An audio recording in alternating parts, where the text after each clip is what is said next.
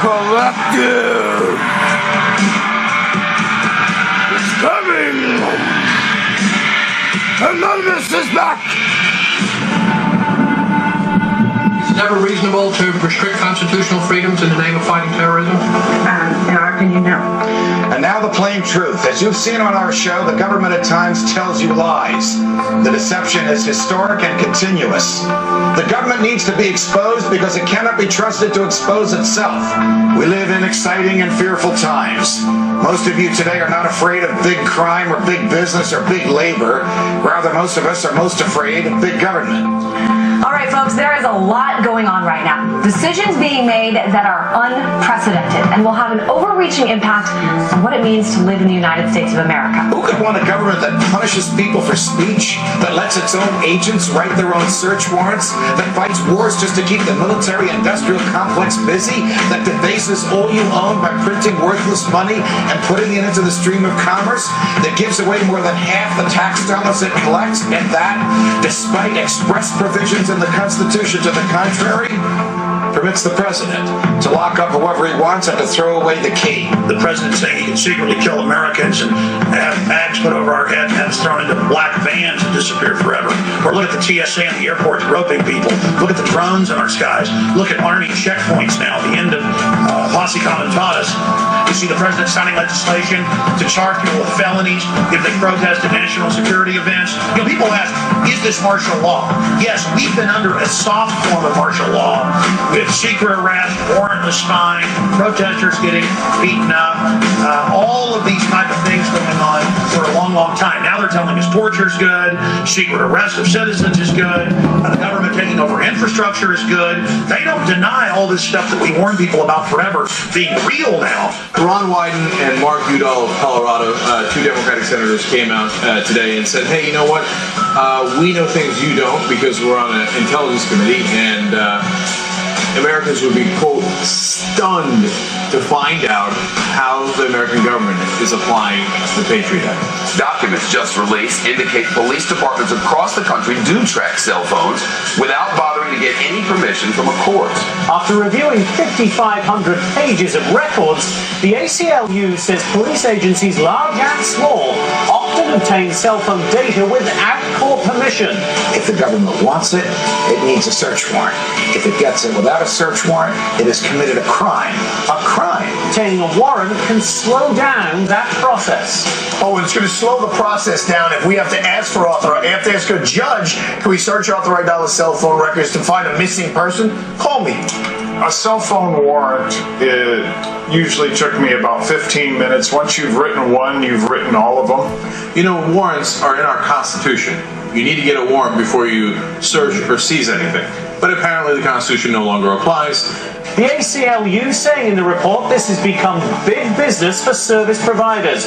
The practice is so common that cell phone companies have manuals for police. If my cell phone company is going to give up my information, I think they need to send me a note in the mail saying, we gave your information to a third party, because they always tell you, we're not going to give your information to a third party. But they also found training manuals, like one from the Iowa City Police Department that says, in quotes, do not mention to the public or the media the use of cell phone technology or equipment used to locate the target subject. The manual also advises not to put this stuff into the police reports. So, doesn't that make it feel safe? Law enforcement is doing something that they know would probably cause public outrage, and which they know raises legal questions, so their solution is not to stop doing it. No, of course not. Their solution is just to hide it from you. Unless they suspect me of a crime, the police do not need to follow me. That's why they need probable cause. And people say, what do you have to hide? I don't have anything to hide, but the police don't need to follow me if they have no reason to think that I'm in Al-Qaeda. And by the way, I'm not in Al-Qaeda. You know, it's just another sign of our ever-expanding surveillance state. One that's being sold to the people as a buffer against terrorism. But the truth is, it's being used by law enforcement all the time to track people that have nothing to do with a terrorism-related investigation. It started with the FBI, and the government said, oh, we have to let the FBI do it because they're tracking terrorists. Now, it's no longer terrorists. It's every case, any conceivable case, and it's no longer terrorists, and it's no longer just the FBI, it's all the local police as well. So, there you have it. That's how we destroy our Constitution right in front of our eyes. The ACLU's most recent info sheet says that 1.7 billion, with a B, emails, phone calls, and text messages are being intercepted and stored by the U.S. government. Now, the CIA, or the Central Intelligence Agency, prides itself on being the best spying machine in the world. But how much are new technologies that, we're all growing to love, growing to depend on, making the job easier for them? Be it social networking, a variety of gadgets that we all use that are now connected to the internet, like your PlayStation, your smartphone, your GPS, soon enough, even more devices inside your home. And then they have the Secretary of Defense, they have the CIA director in there, Petraeus, saying, oh, we're working with industry to have bugs and tracker systems built into all appliances. Your dishwasher is going to be listening to you. Watch what you say. We don't need warrants anymore. It's a really scary world of scary possibilities out there, and Congress is ready to counter it, with over 50 cybersecurity bills introduced just in this congressional session. But is this threat being overblown? Are we conflating different threats all into one gigantic apocalyptic scenario just to line the pockets of defense contractors and create a massive cybersecurity complex? So far, nobody in Congress has actually provided evidence that cybersecurity legislation of this nature really is needed. There are a lot of folks who stand to benefit from comprehensive cybersecurity legislation, especially if that legislation comes attached with big spending. Well, if you thought that SOPA and PIPA were bad, just wait until you hear about cybersecurity legislation working its way through Congress. It's called CISPA, or the Cyber Intelligence Sharing and Protect Act, also known as HR 3523. Here, Microsoft, Facebook, Tech America, they're on board. How come? Well, it tells the internet companies, look, our bad. We didn't mean to go after you guys, okay? You're giant corporations as well. We're totally happy with you guys. What we want to do is go after anyone that dares to cross the government, and we know you guys would never make that mistake. Now you might think, come on, are they really going to do that? Hell yes, they're going to do that. Let me give you a perfect example, WikiLeaks. If they have a law like this, they can just simply come in and tell the ISP provider, look at this law that we have, it's over, shut down WikiLeaks. But also, did you notice they stuck in private entity? So if you're a threat to a private entity, they might also shut you down. And under the veil of doing things for cybersecurity purposes, it would allow companies to collect and monitor private communications and then share them with the government or anybody else. A company like Google, Facebook, Twitter, or AT&T could intercept your emails and text messages, send copies to one another and to the government, and modify those communications or prevent them from reaching their destination if it fits into their plan to stop cybersecurity threats. So what it does is essentially carves out a cybersecurity exception to all of our privacy laws. So in the end, if they pass this, instead of passing PIPA or SOPA, well, they might have the same effect in terms of shutting down our sites, and they also have the second effect of merging business and state even further together. I'm afraid that I'm a little pessimistic on this one. I said that we could win on SOPA. I accurately called that one. Why? Because we had huge corporations on our side. Facebook, Google, etc. Now we're on our own. And without those guys backing us up, good luck to us. Starting Thursday, July 12th, ISPs, Internet Service Providers, will be spying not just on your bandwidth, right? But specifically on what you are downloading. You are giving them an unfettered, unchecked right to cut off your service based upon the claims of copyright holders who have been shown time and time and time again to make false claims. And there's no recourse for you. Well, I think that online piracy is a red herring. These transnational content companies make more money than ever. Look at how much money is made from legitimate music downloads via iTunes. They're making a fortune, literally, billions of dollars every year in legal download revenue. And they're saying that they need to crack down on pirates, but really they want to crack down on internet communication itself. Talking Points member reports that Facebook has started to ask certain users to upload photos of their government-issued ID cards. That includes passports, driver's licenses, work or military IDs will also do. And these documents indicate that the Department of Homeland Security has been spying on us on Facebook, and they're looking for specific words. And some of the words that they're looking for in their profiles includes marijuana, right? So I'll give you an example of some of the, words that set the alarms for the Department of Homeland Security. Drill. All right, drill. Exercise. Airport. Exercise, okay. Well, why don't you just go ahead and waste all of our time and our money going after that? Airport. drug, narcotics, cocaine, and marijuana. But once you create these things, they grow out of control. And Big Brother just keeps on rolling on. I mean, we live in a police state at this point, with the police enforcement spying on innocent people without absolutely no probable cause. This is just another example of that. Not only is your every move on Facebook now being posted for your friends to see, but Facebook might still be watching even after you log out. Sure. So over the last few decades, we've increasingly come to entrust third parties with our private data. All of these companies have been trusted by us, and they're collecting data about us in many cases and storing it, in the cloud or in some data center. And once the data leaves our possession, it's really up for grabs for the government. A new AP investigation has revealed that the NYPD was spying on activists as far away as New Orleans. Now, if the NYPD is traveling down into Orleans to monitor a protest and tracking Muslims all over the Northeast, then one can only imagine how they're reacting to the Occupy movement. It's being called intelligent CCTV, surveillance cameras that can pick out suspicious behavior in a crowd and stop terrorists before they strike. Researchers in Reading are leading the world in developing the new technology. Researchers at Reading University think they've got the technology to spot the terrorists before they strike. First, there were eyes on the street, and now there are eyes in the skies. The Director of National Intelligence has given the go-ahead for the nation's spy satellites to be used regularly by U.S. civilian agencies and law enforcement. Now the Department of Homeland Security wants to monitor anybody who's leaving the United Kingdom, not just Americans. Now, those who are traveling to Mexico are also going to be sharing personal details, especially if they're flying to Mexico City or to Cancun.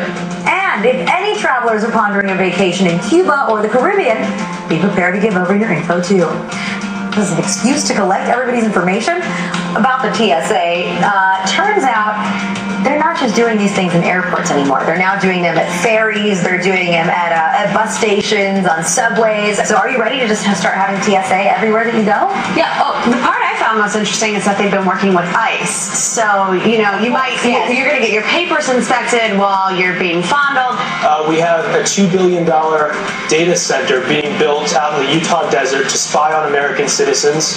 It's NSA's newest and biggest surveillance program. It's called Total Information Awareness. The program targets all kinds of electronic information from around the world. So this includes emails, tweets, texts, phone conversations, you name it, from U.S. citizens. It's being called the biggest spy machine ever. It's just going to get bigger. They're just going to use these resources in new ways. To be specific, they show the FBI taught its agents that they could sometimes, quote, bend or suspend the law in their hunt for terrorists and criminals. It outlaws certain forms of peaceful protest. If you happen to be within close proximity to high-ranking elected officials who are receiving Secret Service protection, that can be considered a felony. So if you can't protest in your own nation's capital, what kind of constitutional republic have we become? The UK is going to start testing these lasers that temporarily blind individuals, especially if they're participating in protests or riots.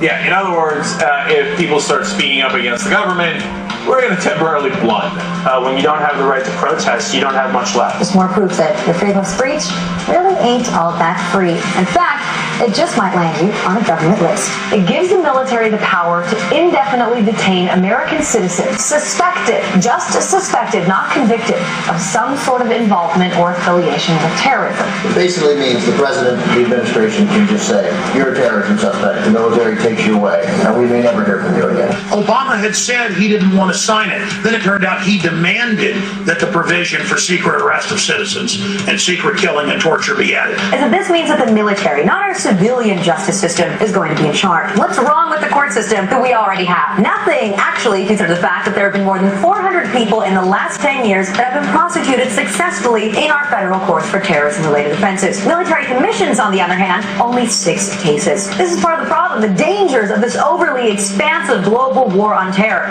is that anything can now be deemed a battlefield by the administration. ICE is responsible for holding 32,000 people in immigration detention without any charges on a single day. So why are so many of these immigrants actually ending up in jail? Well, you see it. The NATO industrial complex is Al-Qaeda. The NATO industrial complex is ISIS. That's why they can do these things. And they will continue to do these things until all of us are prisoners. Is that what we're going to let them do to us? Anonymous, it's time to do something. It all comes down to money. Private prisons make a killing off of undocumented immigrants because they can hold them in their prisons, allowing the detention centers to meet their financial goals. Private prisons make money off of incarceration. The more people they lock up and the longer they keep them, the more money they make. They're clearly making a business out of rounding people up. The profitability of private jails depends on the prison population continuing to go up. The rate of incarceration in the U.S. has quadrupled since the 80s. While public prisons are accountable to the public, private ones answer only to shareholders and are not subject to external scrutiny. That means many private contractors face few consequences for the poor or even inhumane treatment of detainees. All right, so let's get back. Not subject to any scrutiny. Above the law. Criminals making the laws to protect themselves from us, so they can continue to do the crimes they're doing against us. Get wise. It's obvious. Back to what I opened the show with. More war on terror that shows no signs of waning. We've got the Secretary of Defense telling 60 Minutes that they will not show any evidence and the public will just have to believe the administration when they label someone a terrorist and execute them without any due process. So, all that we can get from Panetta's answer here is that the evidence doesn't matter. Due process in a courtroom to prove that evidence doesn't matter. If the government calls you a terrorist, they can kill you and the rest of us are just supposed to take their word for it. The U.S. government now laying out its legal argument for killing American citizens overseas without a trial. But what about targeting people on U.S. soil? Does that only apply to U.S. citizen that's overseas, or does that apply to U.S. citizen that's here? I'd have to go back. I'm not certain whether that was addressed or not. So that we have clarity here, he is not certain whether it was addressed, whether our government can kill our own people inside our own country. Are you slightly uncomfortable with the idea that the United States president, whoever it may be, can decide that this or that U.S. citizen living abroad is a threat to national security and kill them? International war on terror that's going on now, we're going to have to make sure that we have the tools to get some of these people who are very bad and comply with American law. And do you think that the president should be able to make that decision in conjunction with the folks in the administration without going to a court, without going to you all, anything? There is a war going on. There's no question about that. He's the commander-in-chief, and there have been guidelines set, and if he follows those, I think he should be able to do it. Just so I understand it correctly, are you really saying that in certain situations, the president can decide whether it's in the best interest of the nation and then do something illegal? I'm saying that when the president does it, that means it's not illegal.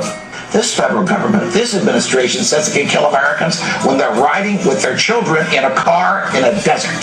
That is quite a horrifying reality of how our government functions these days, of how completely out of hand this war on terror has become. So we can kill you anywhere, and we don't have to ask a damn soul about it. So Eric Holder said, okay, you know what, we've been getting a lot of flack for that. I'm going to go to Northwestern, I'm going to clear this thing up, and he did. He gave a speech where he explained that there are no rules. Some have argued that the president is required to get permission from a federal court before taking action against a United States citizen. This is simply not accurate. Due process and judicial process are not one and the same, particularly when it comes to national security. The Constitution guarantees due process. It does not guarantee judicial process. And now a new interpretation of the Constitution where due process is a bunch of guys in the executive branch getting together saying, should we kill somebody? Yeah, let's go ahead and kill him. But the thing that makes it critical here is that the U.S. government unilaterally, without any proof, without any due process at all, is actually pointing the finger and saying, you, my friend, are a terrorist. So the question then becomes, if they get to decide, what makes you question whether or not they can't decide that it's you, or it's me, or it's my neighbor, or my father, or my son? The Constitution says to the contrary. The Constitution says if the government wants your life, or your liberty, or your property, it has to articulate to a jury what law you have violated and prove its case beyond a reasonable doubt to that jury. It's called due process. Without due process, the government could take anything it wanted and kill anybody it wanted. Well, the U.S. Department This is a criminal government. It's not a government. Get rid of it.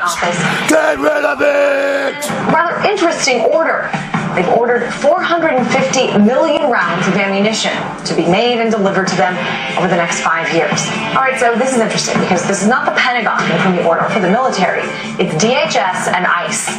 And to give you a little perspective here, there are only about 311 million people living in the entire country. So it begs the question, why such a massive order? 450 million bullets. DHS, Department of Homeland Security, consists of the TSA, the Transportation Security Administration, and Immigration Services. This is a domestic law enforcement agency. And to be fair, some people online who don't want to believe what's going on have said that this is just going to be used for target practice, or also it could be that the government is simply stockpiling ammunition because they don't want to get into a situation where there's an ammo shortage and our law enforcement officers don't have any ammunition. And those are both fair points. They're going to kill you. Oh, that's the answer. Ammunition, as you had explained, it's designed to, tear through human flesh and then expand. It's designed to kill people. This is not the optimal kind of ammo to buy for target practice. It's more expensive and it's more precise. But even if they're burning through 20 million rounds a month to train their agents, this is still overkill. This is still too much. So best case scenario, this is sort of a waste of taxpayers' money. And worst case scenario is, as you said, they're planning for economic unrest or violent protests or something that requires hollow point ammunition on a wide scale. And they have an open bid right now, DHS, for even more ammunition for 175 million rounds of 223 caliber rifle ammo.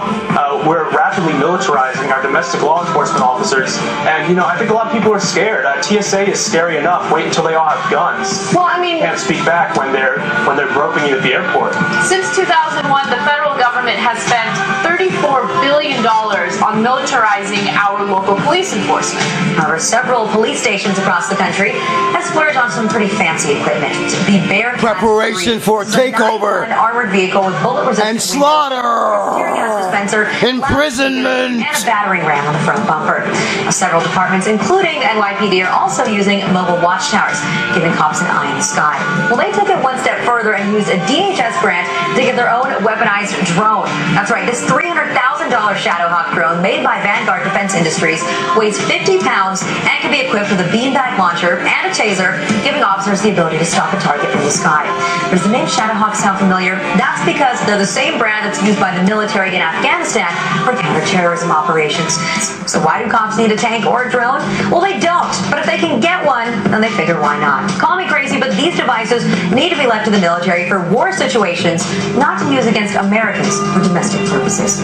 And of course, if you throw the words national security or terrorism in there, everyone acts like it's no big deal. Even though these police departments don't need this equipment, they will still use it, and they'll use it for stupid things. Like, for instance, they'll go to they'll raid a party, for instance, right? No, but this is happening throughout the country, right? And this is a police state. Our police enforcement is militarized, so they'll overreact to stupid situations. And to give all of these agents so much firepower, it really does make you wonder if they know something that the American people do not know about. They're talking about inserting the Army into domestic law enforcement. Senator Lindsey Graham, who supports this bill, says, quote, "The homeland is part of the battlefield, and people can be held without trial, whether an American citizen or not." The homeland is the battlefield. For some sort. I told you. Spotlight on an executive order that the White House was hoping. The real Obama now the president is a Trojan horse. Preparedness executive order gives the president the power to control U.S. resources in times of war and peace. Now this includes, but is not limited to, food and livestock, water, plants, energy, health resources, transportation, and construction materials, and gives the government the ability to, quote, control the general distribution of any material, including applicable services, in the civilian market. This would give the President of the United States the authority to declare basically martial law during times of peace. So it's starting to sound more and more like we're getting getting closer to martial law by the day. Now, while you say that most Americans say that they don't care, they have nothing to hide, I think those Americans would care, might feel differently if it turns out that what the police were doing is illegal. They're law enforcement, and yet many departments aren't even bothering to get warrants because they can get the technology on their own. And, going through the court system, getting a warrant, all that stuff is just so tedious. If you're not breaking the law, if you're not doing anything wrong, then you shouldn't worry what the government is doing. Well, I think the average person out there thinks that this is only being used to pursue radical Islam and these terrorist groups, but they don't need a law like this to go after 150 or 200 people. This is being used on tens of thousands, maybe even hundreds of thousands of Americans, where they just go on these fishing expeditions looking for stuff. And, your viewers out there can say, if I'm not doing anything wrong, I don't have anything to worry about.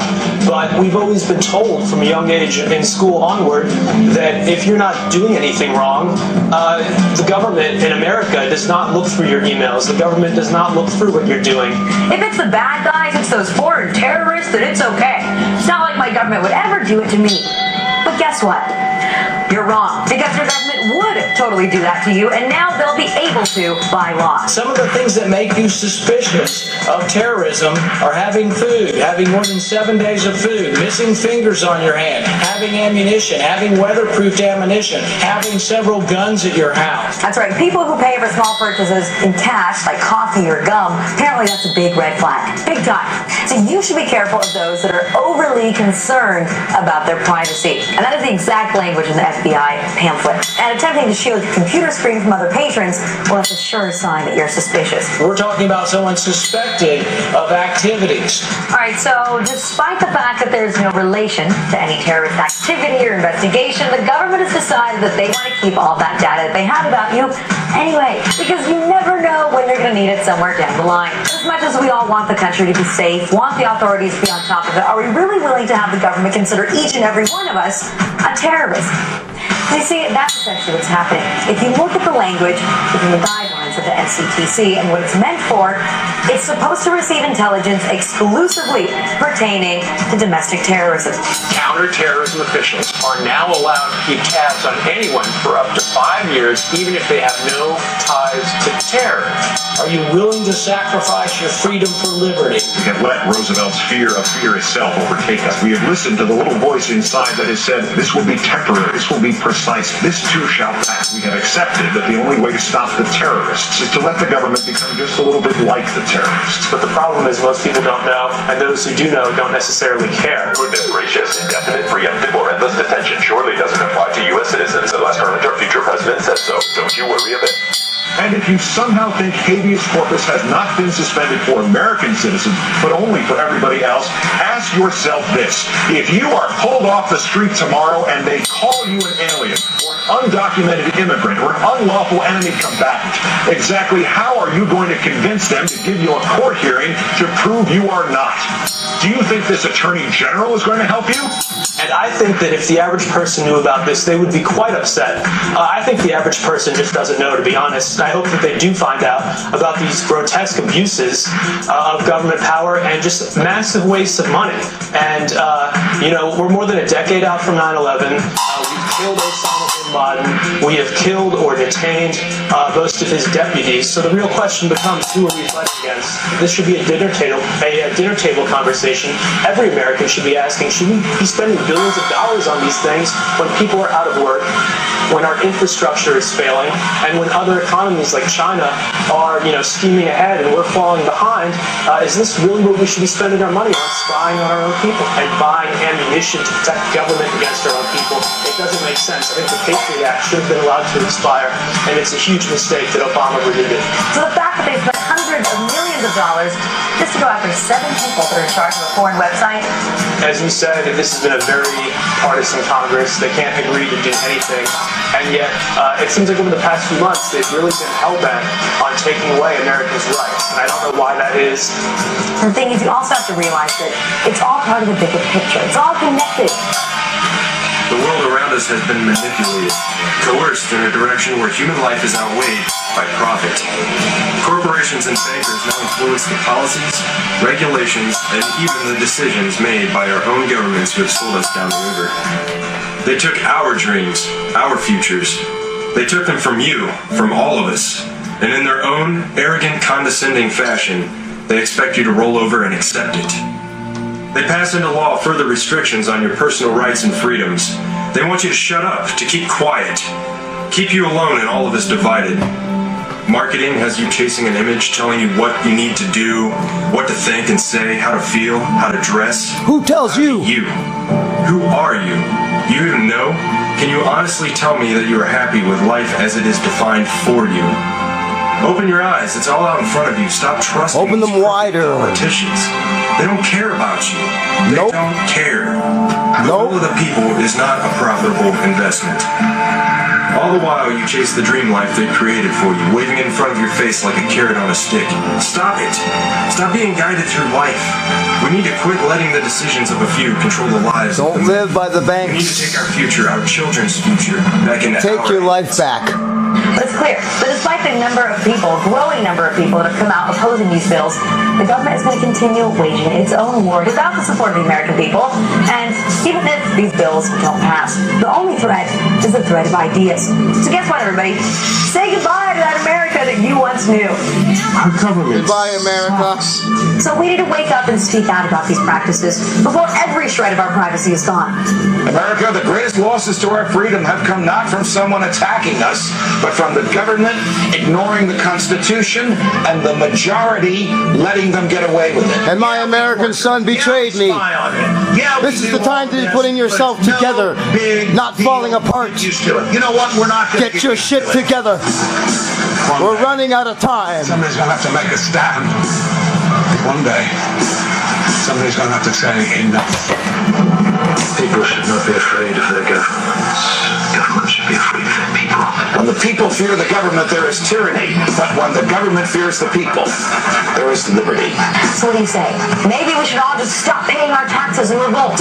Because this is bull. It's time to wake up. First, you've got to get mad. You've got... Thanks for watching. Anonymous out!